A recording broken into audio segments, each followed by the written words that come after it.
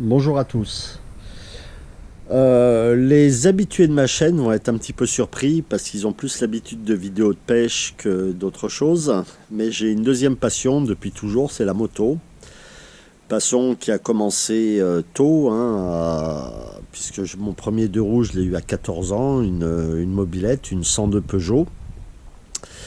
Et les années passant et la nostalgie venant, et ben on essaye de retrouver les choses qui ne vous ont plu étant jeune. Bon, là il s'avère que cette Bultaco Frontera MK10 de 1978, de 76 pardon, c'était une machine qui me faisait rêver. À l'époque j'avais 12 ans. Voilà, donc cette moto, je l'ai trouvée, pour ne pas le citer, sur le Bon Coin. Et,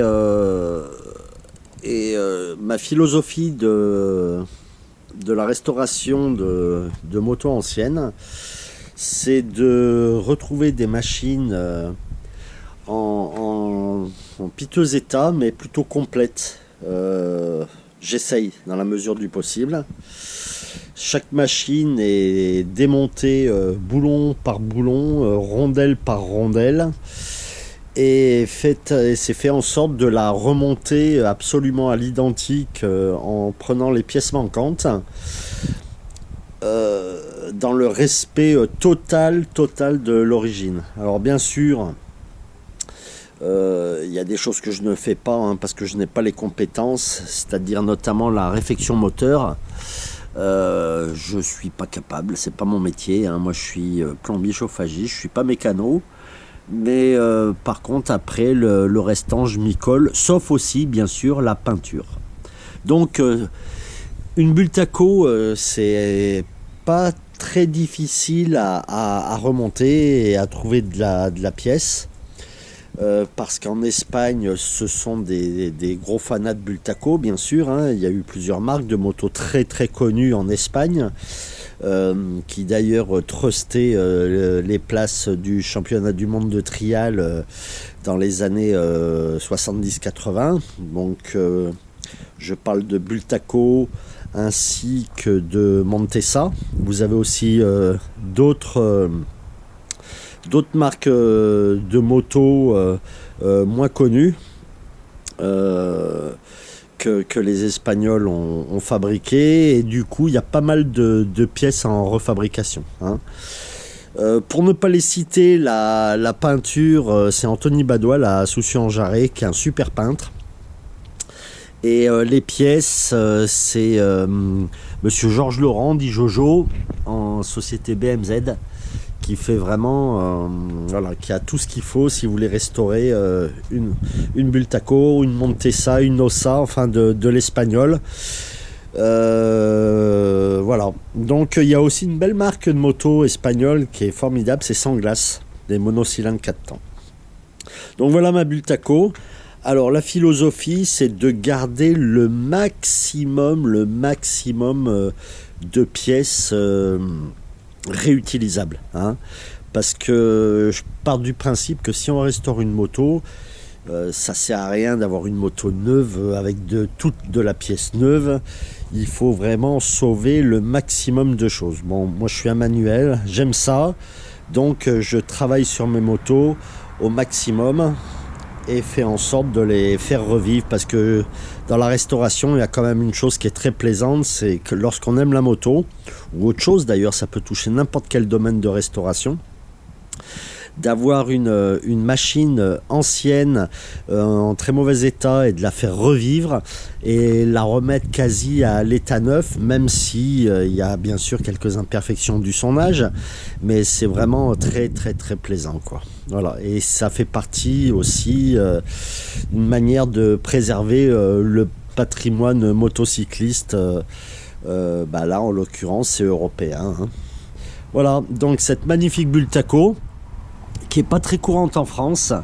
Bultaco vendait la moitié de sa production aux États-Unis, mais comme En Europe, il y avait quand même de gros concurrents, hein. Donc déjà chez les Espagnols, il y avait Ossa, il y avait Montesa, les Italiennes, bon, bah, il y en avait des masses, il y avait Husqvarna, il y avait KTM. Donc tout ça, ça fait quand même beaucoup de monde sur le marché. Et Bultaco faisait des machines qui en elles-mêmes étaient plutôt pas mal, mais en termes de finition, c'était pas top, quoi. Il y avait bien mieux en termes de finition. Voilà. Donc pourquoi je fais cette vidéo aussi, parce que bon bah ça, je partage mon plaisir, hein, comme pour la pêche, mais aussi c'est très utile. Moi je vois, pour restaurer les motos, je vais voir des vidéos sur internet et de voir le travail qu'ont fait les autres, et notamment ça aide plutôt pas mal pour la restauration, hein. Voilà. Donc celle-ci est plutôt sympa parce que vous avez des pièces qui manquent souvent sur les autres. Ouais, par exemple le sabot moteur qui fait protège-peau. Vous avez la béquille centrale. Vous avez aussi la béquille latérale qui est de l'autre côté. Donc elle était équipée quand même de 2 béquilles, cette machine. Vous avez le compteur, même si l'intérieur du compteur a été refait parce que le mien était mort. Vous avez des choses très originales qui se faisaient bien à l'époque. Voilà, la petite trousse à outils. Ça, c'est top. J'ai passé beaucoup de temps à refaire cette trousse à outils qui était toute fracassée. C'est de la fibre de verre. Les bétors à gaz, je les ai changés. De toute façon, j'avais pas d'amortisseur. Enfin, il y en avait, mais c'était des Koni. Donc, je les ai remis avec des bétors à gaz d'origine. Le pot d'échappement, qui m'a pris à peu près 20 heures de travail et de soudure parce qu'il était complètement défoncé, et il a fallu que je le refasse intégralement. Ça m'a pris une vingtaine d'heures rien que pour le pot, quoi. Voilà. Et après, les petits détails qui tuent, on arrive à retrouver les autocollants de jantes Acron, la marque bien connue de jantes de l'époque. Après, vous avez des bricoles comme la fixation de plaques phares. Je viens de les retrouver récemment, là, alors que cette machine, ça fait 2 ans que j'en suis propriétaire et j'ai passé à peu près un an et demi à travailler dessus. Enfin voilà à quoi ça ressemble. Avec le petit clin d'œil Bultaco, le casque vintage. Alors le masque et les lunettes sont vintage, le casque est moderne, hein, mais je trouve qu'il était bien dans l'esprit. Faut quand même garder sa tête à l'abri, hein. Enfin voilà la bête. Donc il y a mieux, il y a moins bien. Considérant que c'est ma première restauration de moto. Avant ça, je me suis fait la main sur un Solex 3008 Luxe et un 102 Peugeot. Donc c'est mes 2 premiers 2 roues que j'ai restaurés. Et voilà, je me suis mis à la moto et ça, c'est ma première réalisation.